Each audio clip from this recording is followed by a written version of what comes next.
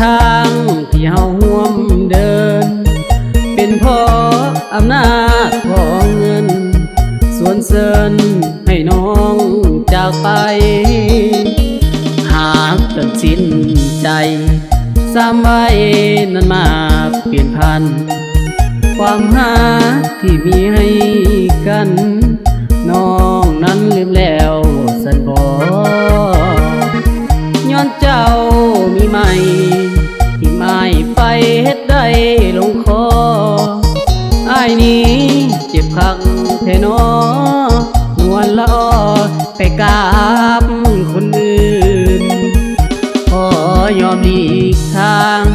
เพื่อนางแล้วเด้อคนดี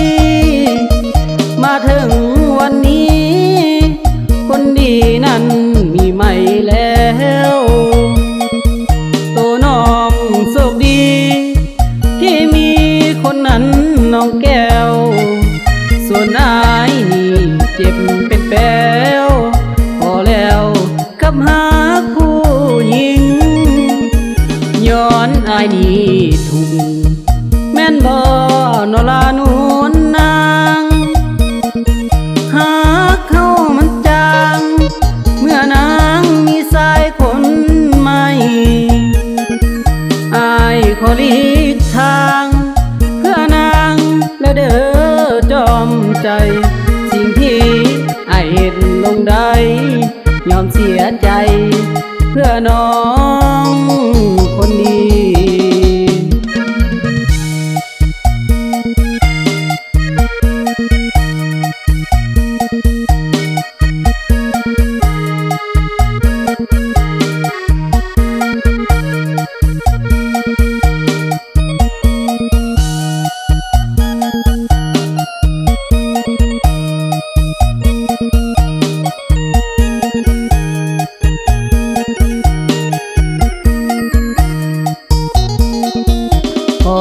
ยอมหลีกทางเพื่อนางแล้วเด้อคนดีมาถึงวันนี้คนดีนั้นมีใหม่แล้วตัวน้องโชคดีที่มี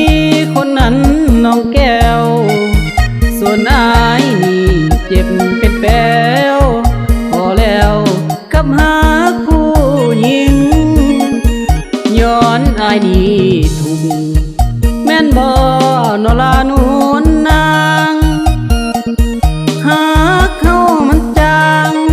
เมื่อนางมีสายคนใหม่อ้ายขอหลีกทางเพื่อนางและเด้อจอมใจสิ่งที่อ้ายเห็นลงได้